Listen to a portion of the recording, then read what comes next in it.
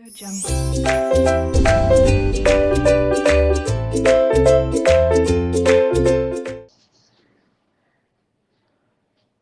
Standard eco subject में आप government text book में 86 पेज नंबर देखिए। वहां पर आपको 9th chapter money market and capital market in India के अंदर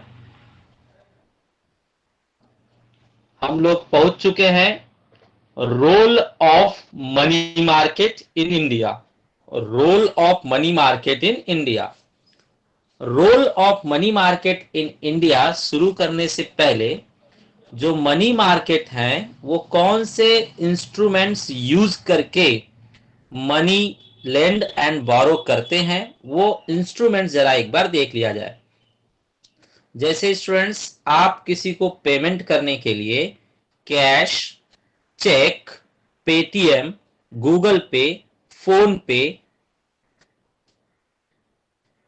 और आपके जो अदर सिस्टम्स हैं, banking, net banking, mobile system, उससे आप वर्कआउट करते हो।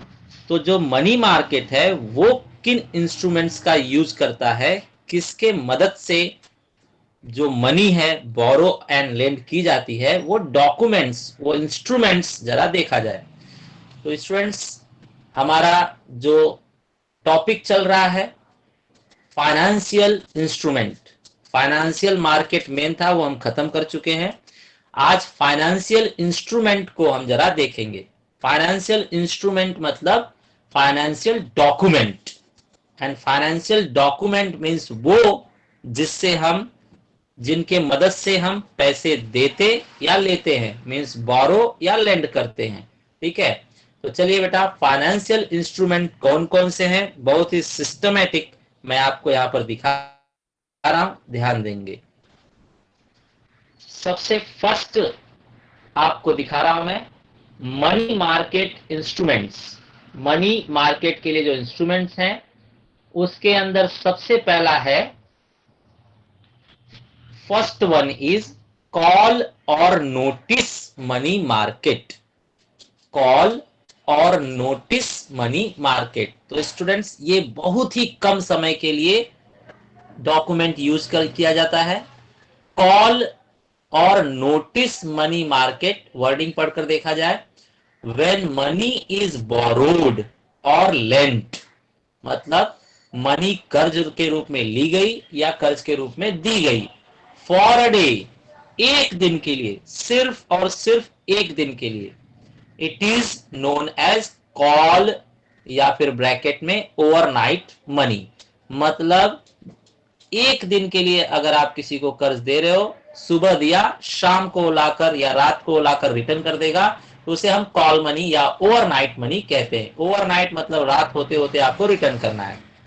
दूसरा भाग देखिए बेटा, व्हेन मनी इज बोरोड और lent for more than a day up to 14, मतलब एक दिन से ज्यादा लेकिन 14 दिन से कम। दैट मीन्स 14 दिन तक के अंदर आपको पैसे रिटर्न करने हैं, तो उस बोरोइंग को हम कहते हैं, it is known as notice money. तो इसे हम नोटिस मनी कहते हैं। तो यहां पर आपने क्या देखा बेटा, जो इंपॉर्टेंट थिंग्स है उसे अंडरलाइन करते हैं हम।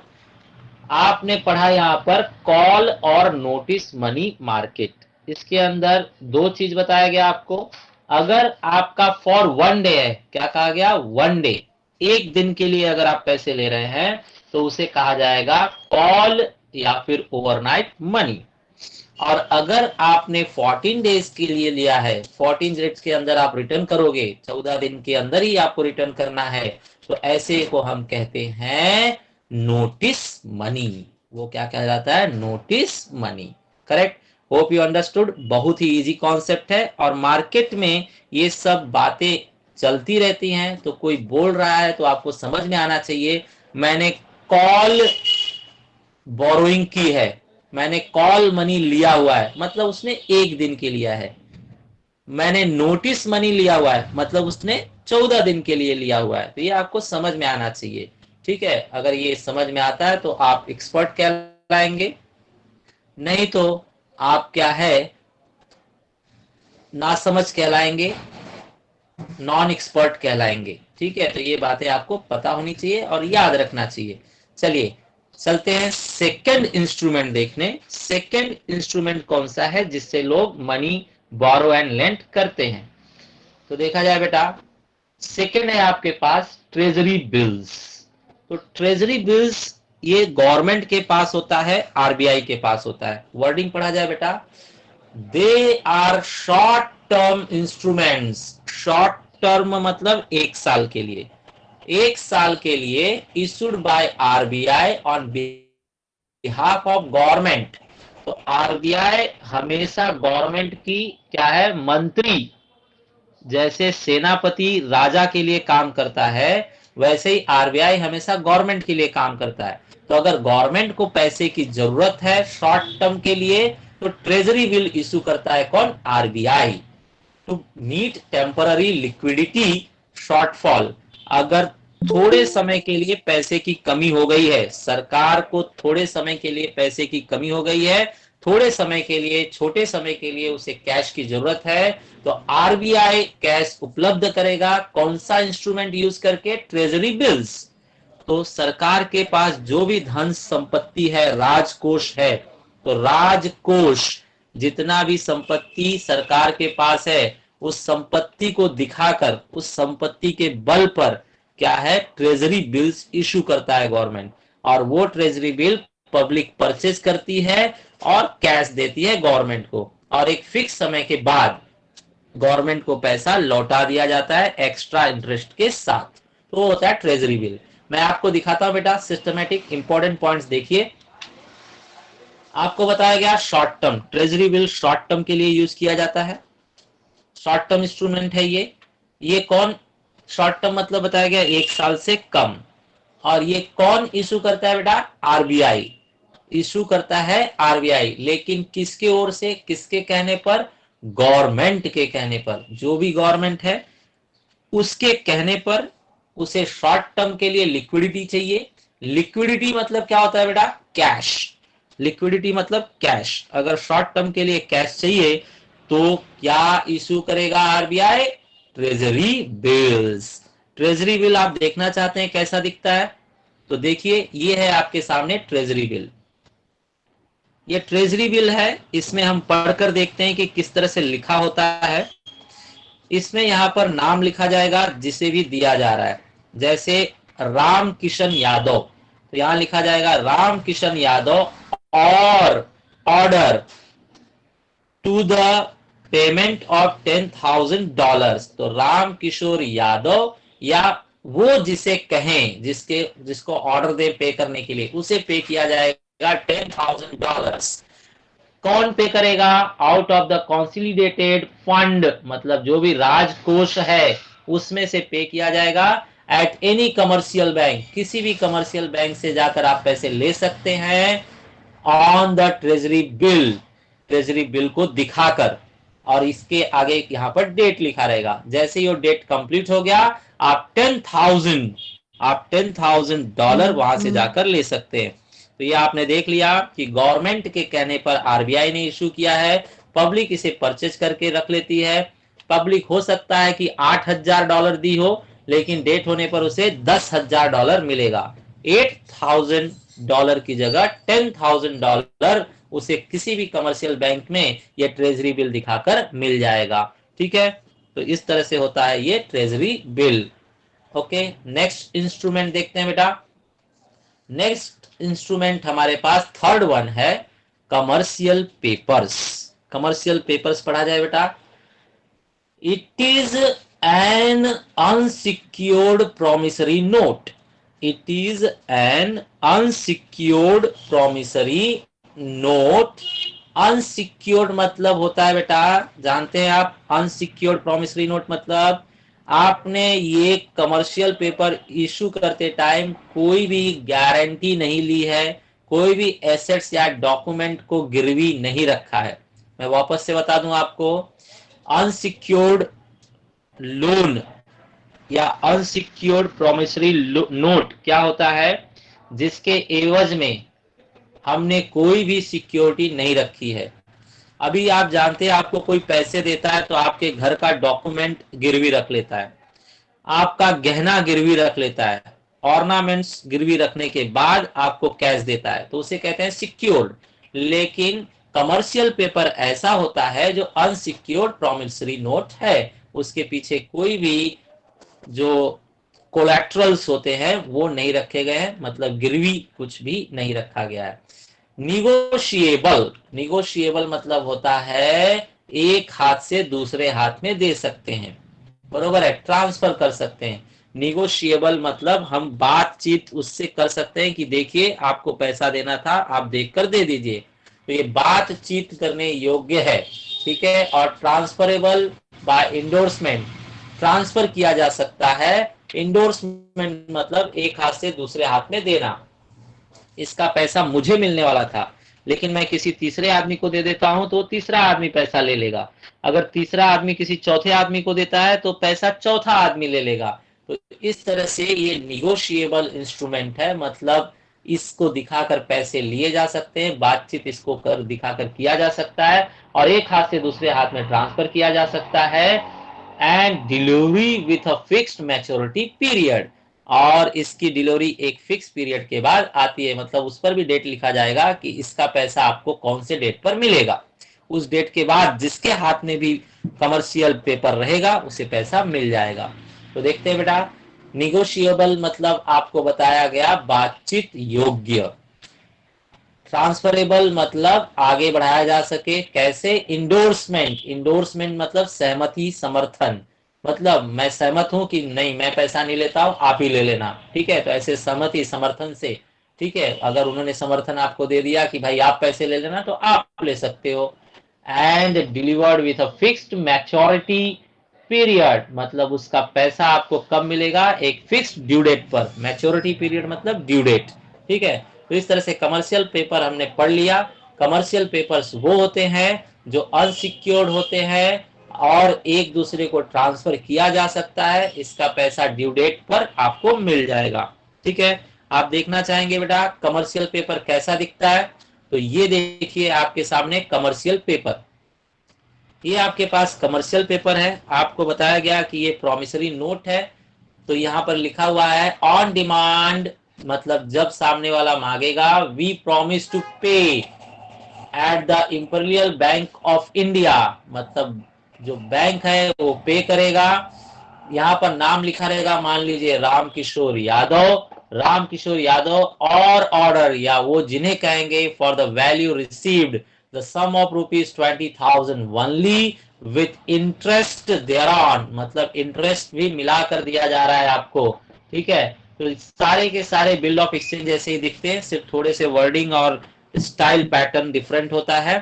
तो ये आपका था कॉमर्शियल पेपर्स। पहला था आपका ट्रेजरी बिल, जो सेम ही वर्डिंग में था लेकिन उसका डिजाइन अलग होता है, उसको इशू करने वाले अलग होते हैं, उसको इशू आरबीआई करता है और इसको इशू क्या है कोई भी बैंक कर सकता है, कोई भी कमर्शियल बैंक इशू कर सकता है।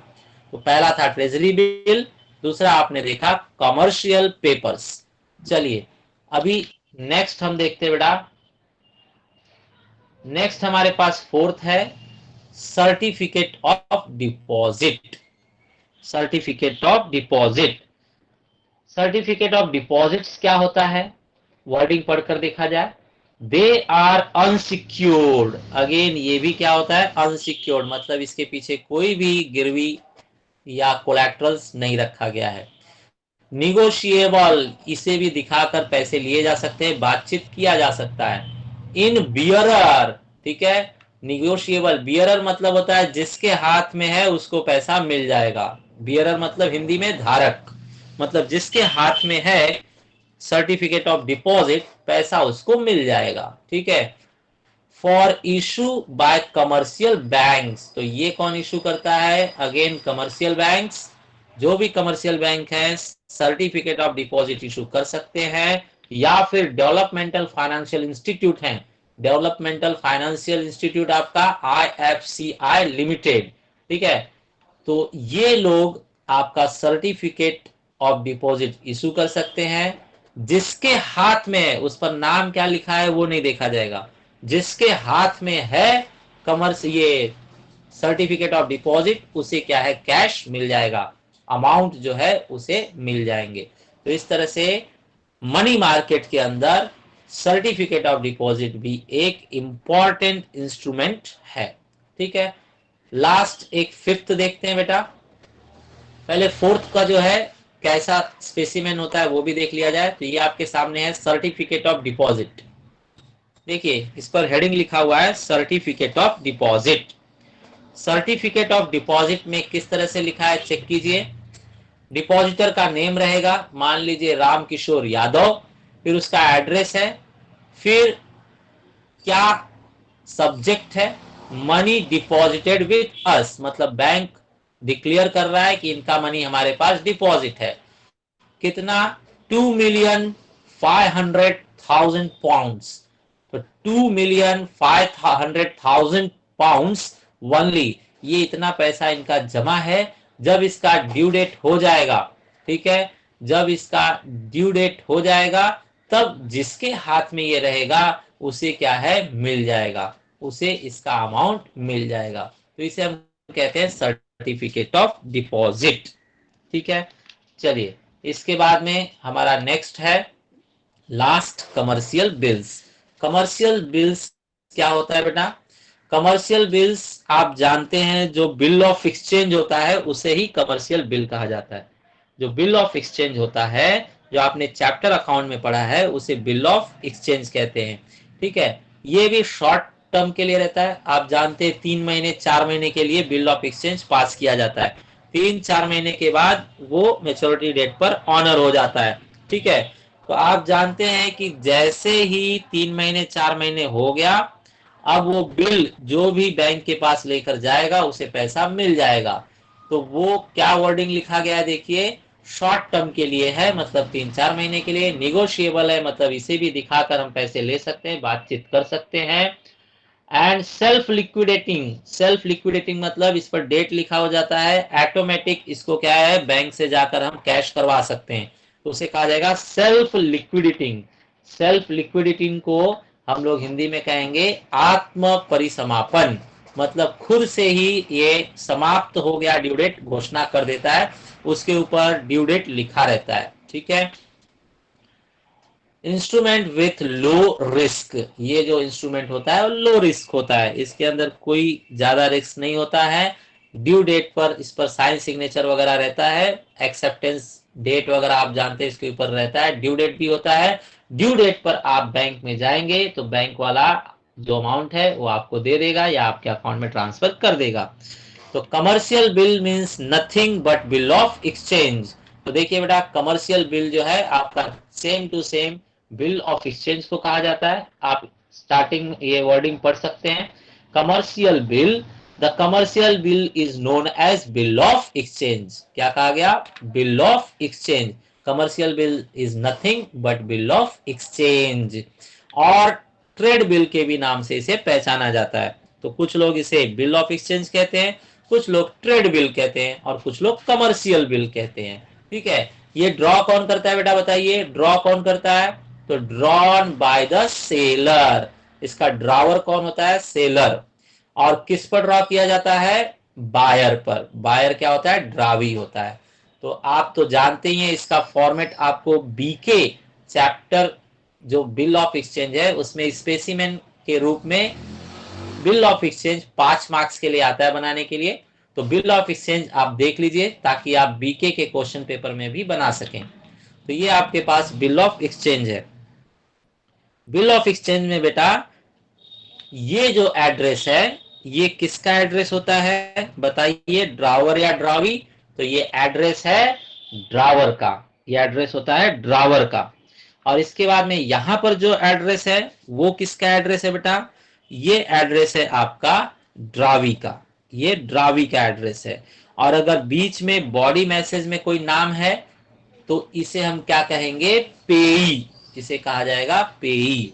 अब जरा वर्डिंग पढ़कर देखिए, 60 days after date, 60 days after date pay to Shri Sanjay Bonare, Vijaypur or his order, the sum of rupees 15,000 only for the value received. तो ये सारी बातें आपको पहले से ही पता है। ड्रावर का एड्रेस पहले, ड्रावी का एड्रेस नीचे और बॉडी मैसेज के बीच में पेई का नाम आएगा। इसके ऊपर स्टैंप होना चाहिए, अमाउंट फिगर्स में होना चाहिए और वर्ड्स में भी होना चाहिए और ड्रावी द्वारा ये एक्सेप्ट किया जाएगा। ड्रावी मतलब श्री विजय जाधव, श्री विजय जाधव का क्या होगा, स्टैंप होगा और साइन करके वो एक्सेप्ट करेंगे। तो इस तरह से हमने देख लिया bill of exchange. Okay students, तो बिल ऑफ एक्सचेंज दोनों में काम आएगा, बीके में भी और इको में भी, इसे ध्यान रखेंगे। आगे बढ़ते हैं। अब स्टूडेंट्स हम चालू करते हैं अपना role of money market. Role of money market in India, मतलब मनी मार्केट जो है वो क्यों इंपॉर्टेंट है इंडिया में, उसका क्या इंपॉर्टेंस है, क्या सिग्निफिकेंस है, वो देखा जाएगा। तो मनी मार्केट की जरूरत क्या है, आवश्यकता क्या है, वो देखा जाए। तो आप देखिए बेटा, सबसे पहला पॉइंट जो है, short term loan when you need it most. आपको पैसे की आवश्यकता हमेशा होती है, आपको थोड़े समय के लिए अगर पैसे की जरूरत है, 1 साल के अंदर आप रिटर्न कर देंगे, तो आपको मनी मार्केट क्या है, हेल्पफुल है। आपको अगर पैसे की जरूरत है शॉर्ट टर्म के लिए, तो short term requirements of borrowers, अगर बोरोवर शॉर्ट टर्म के लिए पैसे चाहते हैं तो money market is very much useful. Wording पढ़कर देखा जाए, money market provides reasonable access of meeting the short term financial needs of the borrower at realistic price. तो स्टूडेंट्स वर्डिंग बहुत इंपॉर्टेंट है, ध्यान से पढ़कर समझा जाए। Money market provides reasonable access, तो जो शॉर्ट टर्म रिक्वायरमेंट है बोरोवर का, थोड़े समय के लिए चाहिए, तो उनको मनी मार्केट ही क्या करता है, प्रोवाइड करता है, मतलब प्रदान करता है, देता है रीजनेबल एक्सेस। रीजनेबल एक्सेस मतलब क्या होता है, उचित पहुंच। आप ढूंढोगे कि कहां से पैसे लूं, किससे मांगू, कहां से कहां जाऊं, तो आपके लिए मनी मार्केट उपलब्ध है। मनी मार्केट आपको आपके पहुंच में, आपके अगल बगल में ही आपको हेल्प करने के लिए तैयार रहेगा, हाजिर रहेगा। ठीक है, तो reasonable access of meeting short term financial needs. Short term मतलब आपको कम समय के लिए पैसों की जरूरत है, तो आपको मनी मार्केट ही हेल्प करेगा। और आपको हेल्प करते समय आपसे एक्स्ट्रा या आपका एक्सप्लॉयटेशन नहीं करेगा। The borrowers at realistic price, मतलब जो भी बोरोवर है जिसको पैसे की जरूरत है, उसका एक्सप्लॉयटेशन नहीं किया जाएगा, मतलब शोषण नहीं किया जाएगा। उसे रियलिस्टिक प्राइस, रियलिस्टिक प्राइस मतलब सही कीमत पर लोन दिया जाएगा, पैसे उधार दिए जाएंगे। जो सही है इंटरेस्ट रेट वही लगाया जाएगा, एक्स्ट्रा नहीं लूटा जाएगा उसे। तो ये आपका पहला रोल ऑफ मनी मार्केट था। मनी मार्केट सभी जरूरतमंदों को सही समय पर, सही कीमत पर, सही कर्जे देता है। ठीक है बेटा, तो ये था पहला रोल ऑफ मनी मार्केट। चलिए सेकंड देखते हैं बेटा, सेकंड क्या है। सेकंड आप देख रहे हैं बैलेंसिंग। ठीक है, तो किस चीज को, लिक्विडिटी मैनेजमेंट। लिक्विडिटी को मैनेज करना, मतलब लिक्विडिटी जो है, कैश जो है, वो मार्केट में ना कम हो, ना ज्यादा हो, ना डॉलर के कंपेयर में गिरे ना उठे, एक स्टेबिलिटी हो। तो स्टेबिलिटी रखने के लिए बहुत ही ध्यान देना पड़ता है, बहुत ही सतर्क रहना पड़ता है, एक्टिव रहना पड़ता है। तो इंसान ये जैसे बैलेंस कर रहा है, वैसे ही गवर्नमेंट को भी देखना होता है कि लिक्विडिटी मैनेज करके रखा जाए। तो वर्डिंग पढ़ा जाए, money market is dynamic market. Money market क्या है, हमेशा परिवर्तनशील है, गतिशील है। हमेशा मनी मार्केट में बदलाव किया जाता है। एक हाथ से पैसा आता है, एक हाथ से पैसा जाता है, नई नई पॉलिसीज बनती रहती हैं। तो मनी मार्केट क्या है, डायनामिक है, मतलब बदलाव होते रहता है मनी मार्केट में। तो डायनामिक मतलब बदलाव। It facilitates better management of liquidity and money. तो यही बदलाव क्या करता है, लिक्विडिटी और मनी में बेटर बदलाव आपको सुविधा देता है कि मनी और जो भी अमाउंट्स है, कैश है in the economy by the monetary authorities. तो जो भी पैसा है वो मॉनेटरी अथॉरिटीज सही से व्यवस्था करके रखें, मैनेजमेंट करके रखें कि हर सेक्टर में जरूरतमंदों को कैश पहुंचे। ऐसा नहीं है कि कोई एक ही सेक्टर पूरे पैसे दबा कर रख लिया है, बाकी लोगों को मिल ही नहीं रहा है, तो इंडस्ट्रियल वाले लोग जो है सारा पैसा खींच ले रहे हैं, एग्रीकल्चर के लिए नहीं मिल रहा है, तो ऐसा नहीं चलेगा। लिक्विडिटी मैनेजमेंट हम मनी मार्केट की मदद से इजीली कर सकते हैं। तो जो मॉनेटरी अथॉरिटीज है जैसे आरबीआई, वो पैसे को सही रूप से मैनेज करता है, मतलब हर एक को मिले। जैसे आपके घर में पॉकेट मनी दी जाती है, तो हर भाई बहन को सही रूप से पॉकेट मनी मिले, जिसको ज्यादा चाहिए उसको ज्यादा मिले, जिसको कम चाहिए उसको कम मिले, लेकिन सबके रिक्वायरमेंट के हिसाब से मिल जाए, किसी का एक्सप्लॉयटेशन ना हो। इसके लिए मॉनेटरी अथॉरिटीज को मनी मार्केट हेल्प करता है लिक्विडिटी मैनेजमेंट करने में। This leads in turns economic stability, और इसी से क्या होती है, इकोनॉमिक स्टेबिलिटी बनी रहती है, रुपए की कीमत बरकरार रहती है, फॉल नहीं होती, and development of the country, जिससे देश का विकास होता है। जो इंपॉर्टेंट पॉइंट्स हमने इसमें पढ़ा बेटा उसे अंडरलाइन किया जाए। लिक्विडिटी मैनेजमेंट, लिक्विडिटी मैनेजमेंट मतलब रुपए पैसे को सही रूप से दिशा देना, हर क्षेत्र में पहुंचाना। तो money market is dynamic, dynamic मतलब बताया गया परिवर्तनशील, बदलाव, हमेशा मनी मार्केट में बदलाव होते रहता है। कभी मनी को कम भेजा जाता है, कभी मनी को ज्यादा भेजा जाता है मार्केट में, ठीक है। इट फैसिलिटेट्स, फैसिलिटेट्स मतलब क्या होता है, सुविधा प्रदान करता है, सुविधा प्रदान करता है, क्या करने में, मैनेजमेंट करने में। क्या मैनेजमेंट, मतलब रुपया डगमगाए नहीं, बरकरार रहे, रुपया पैसा जो है, कैश जो है, जो आपका फिनांस है वो डगमगाए नहीं, ठीक है। लिक्विडिटी एंड मनी, जो भी आपका डॉलर है और कैश है उनमें बैलेंस बनाकर रखा जाए, किसके द्वारा, मॉनिटरी अथॉरिटी। मॉनिटरी अथॉरिटी बोलेंगे तो टॉप पर, अपेक्स पर कौन है, आरबीआई। तो आरबीआई जो भी मॉनिटरी है, लिक्विडिटी है, उसका मैनेजमेंट सही ढंग से कर सके, इसलिए ये मार्केट, मनी मार्केट जो है हेल्पफुल है। It leads to economic stability, इसी के वजह से आपका जो रुपया है वो डॉलर से टक्कर ले पाएगा, उसके सामने खड़े हो पाएगा, ठीक है। एंड डेवलपमेंट ऑफ कंट्री, और जब आप स्टेबिलिटी रखेंगे, रुपए का वैल्यू बरकरार रहेगा, तो ही कंट्री का क्या होगा, डेवलपमेंट, आपका देश प्रगतिशील होगा, प्रोग्रेस करेगा। Correct students? तो hope you understand, it's a very very important point, liquidity management, ठीक है। चलिए नेक्स्ट आगे बढ़ते हैं।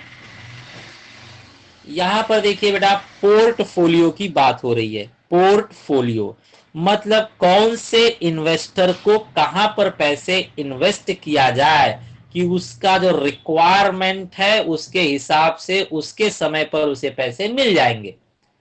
तो ये बहुत ही इंपॉर्टेंट होता है, बहुत ही टेक्निकल होता है, बहुत ही ध्यान से आपको डिसीजन लेना पड़ता है, इसे हम पोर्टफोलियो कहते हैं। तो पोर्टफोलियो मैनेजमेंट, मार्केट जो फाइनेंस है, मार्केट का जो रोल है वो इसके अंदर थर्ड पॉइंट है। तो money market, money market portfolio management करने में भी मदद करता है। तो मनी मार्केट में आपको बहुत सारे इंस्ट्रूमेंट्स हैं और बहुत सारे इन्वेस्ट करने के प्लेसेस हैं। कौन से प्लेस पर आप इन्वेस्ट करोगे तो आपका रिटर्न्स क्या होगा, आपको ज्यादा मिलेगा और रिस्क कम रहेगा, रिटर्न्स ज्यादा मिलेगा और रिस्क कम रहेगा, वो आपको समझने में मनी मार्केट हेल्प करता है। मनी मार्केट आपको हेल्प करता है। तो देखा जाए बेटा, पोर्टफोलियो मैनेजमेंट, जो टेक्स्ट बुक की वर्डिंग है वो मैं पढ़ रहा हूं। Portfolio management, money market deal with different types of financial instrument. आपको बताया गया स्टार्टिंग में ही बहुत सारे फाइनेंशियल इंस्ट्रूमेंट्स हैं। कौन कौन से फाइनेंशियल इंस्ट्रूमेंट आपको बताए गए, फाइनेंशियल इंस्ट्रूमेंट में आपको बताया गया कई फाइनेंशियल इंस्ट्रूमेंट्स हैं, जैसे कि treasury bill, commercial papers, certificate of deposits, commercial bills. तो ये इतने सारे इंस्ट्रूमेंट्स हैं, तो आपके लिए कौन सा बेनिफिशियल है, आपको किस में पैसा लगाना चाहिए, किसके थ्रू बोरोइंग करना चाहिए, पैसे उधार लेना चाहिए, ताकि आपके जरूरत के हिसाब से पैसा मिल जाए, समय पर आप लौटा सकें, रिस्क कम रहे और रिटर्न्स मतलब इंटरेस्ट आपको ज्यादा मिले। तो ये सब सिस्टमैटिक विवरण जो है निवेश करने का, इन्वेस्टमेंट करने का जो डिटेल है, उसे सेट करना ही पोर्टफोलियो कहलाता है। तो पोर्टफोलियो आपको मार्केट, मनी मार्केट के थ्रू ही मिल सकता है। मनी मार्केट सिस्टमैटिक है तो ही आपको ये सारी जानकारियां अच्छी तरह से मिल जाती हैं। जैसे आप जानते हैं स्टूडेंट, क्लासेस है तो क्लासेस आपको नोट्स उपलब्ध कराता है, आपको कौन सा चैप्टर इंपॉर्टेंट है बताता है, आपको हर एक चीज की तैयारी कराता है, तो आप अच्छी तरह से फाइनल एग्जाम देने के लिए तैयार हो जाते हैं और आपको कॉन्फिडेंस रहता है। तो इसी तरह से इन्वेस्टर्स को कॉन्फिडेंस देने का काम करता है मनी मार्केट। ठीक है, तो मनी मार्केट उनको कॉन्फिडेंस देता है कि ये आपके लिए सही है, रिस्क कम है और इसके अंदर रिटर्न्स क्या है, ज्यादा है। ठीक है, आगे पढ़कर देखते हैं बेटा। that instrument that are designed to suit the risk and returns preference of the investor। तो इन्वेस्टर कितना रिस्क लेना चाहता है, कम रिस्क लेना चाहता है या ज्यादा रिस्क लेना चाहता है, उसके हिसाब से रिटर्न्स जो है, इंटरेस्ट जो है वो ज्यादा चाहता है कि कम चाहता है, उसके हिसाब से उसके लिए कौन सा इंस्ट्रूमेंट सही रहेगा वो डिसाइड करने में मदद करता है मनी मार्केट। तो ये मनी मार्केट का तीसरा इंपॉर्टेंट रोल है पोर्टफोलियो मैनेजमेंट। आगे बढ़ते हैं। रिस्क एंड रिटर्न्स को देखते हुए विवरण तैयार करना ही पोर्टफोलियो है। This enables the investor to hold a portfolio of different financial assets. तो यही मदद करता है कि किस एसेट्स में पैसा लगाया जाए या किस एसेट्स पर पैसे बोरो किए जाए, ये पोर्टफोलियो तैयार करने का काम रोल ऑफ मनी मार्केट है। Help the minimising risk and maximising returns. तो पोर्टफोलियो अगर व्यवस्थित बना है, स्ट्रांग बना है, तो आपका रिस्क कम होगा और प्रॉफिट क्या होगा, आपको ज्यादा होगा। रिस्क आपका मिनिमम होगा और जो इंटरेस्ट है, जो प्रॉफिट है, वो क्या होगा, मैक्सिमम होगा। तो बेटा इस तरह से हमने देख लिया कि आपके लिए रिस्क और प्रॉफिट दो मेन मुद्दे हैं। रिस्क हमेशा कम हो, प्रॉफिट हमेशा ज्यादा हो, उसके लिए पोर्टफोलियो मैनेजमेंट करना बहुत जरूरी है और इसे सेट करने के लिए मदद करता है मनी मार्केट। तो मनी मार्केट का ये इंपॉर्टेंट रोल था पोर्टफोलियो। ठीक है स्टूडेंट्स, चलिए नेक्स्ट देखते हैं। फोर्थ आपके पास इक्विलिब्रेटिंग मैकेनिज्म।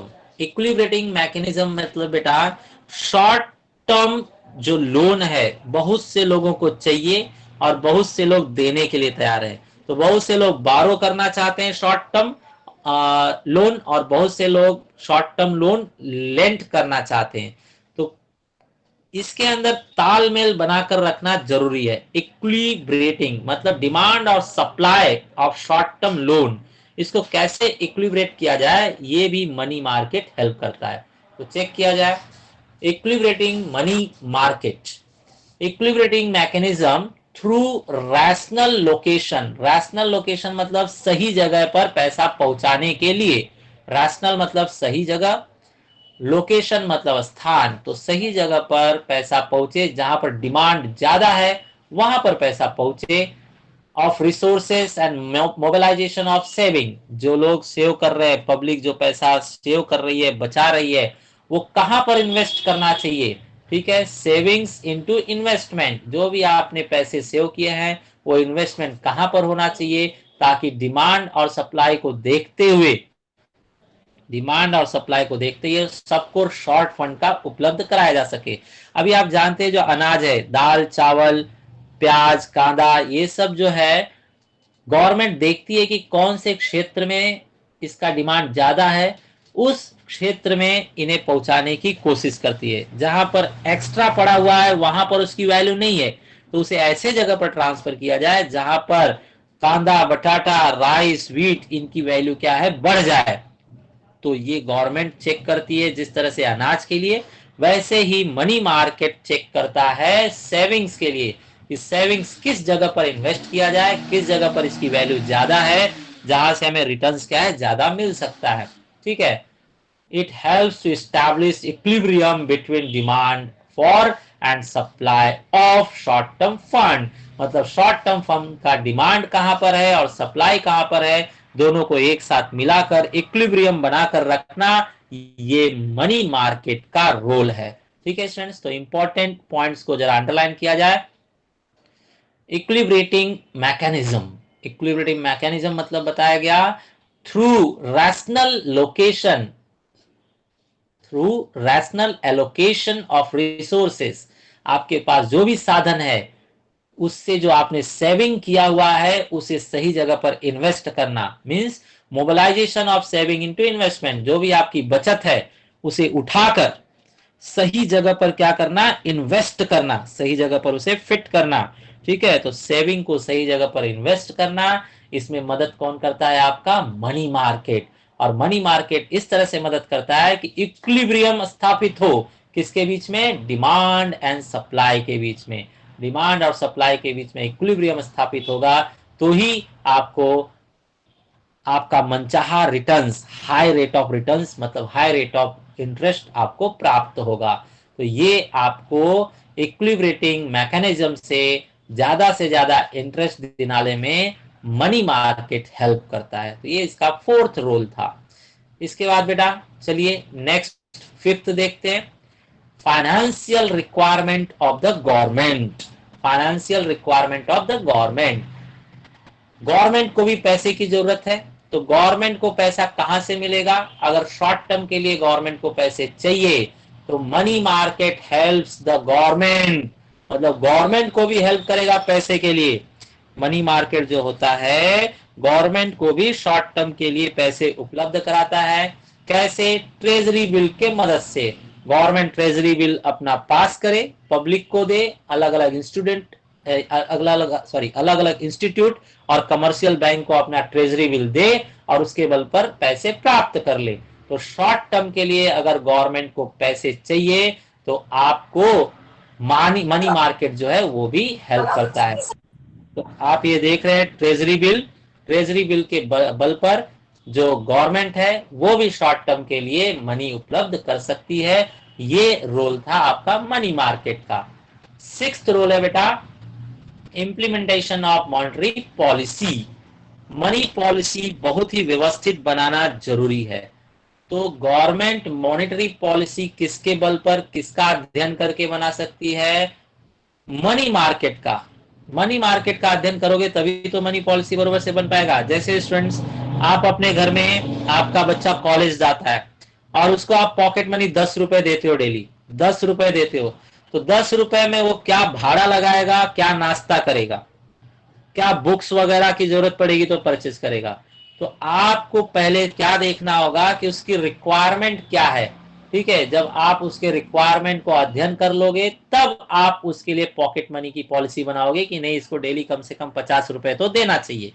ठीक है, तो इसी तरह से मनी मार्केट अध्ययन करने में हेल्प करता है। मनी मार्केट से अध्ययन करने के बाद मॉनेटरी पॉलिसी गवर्नमेंट आसानी से बना सकती है। ठीक है, तो वर्डिंग पढ़ा जाए बेटा, monetary policy is implemented by the central bank. Money policy central bank RBI द्वारा बनाया जाता है।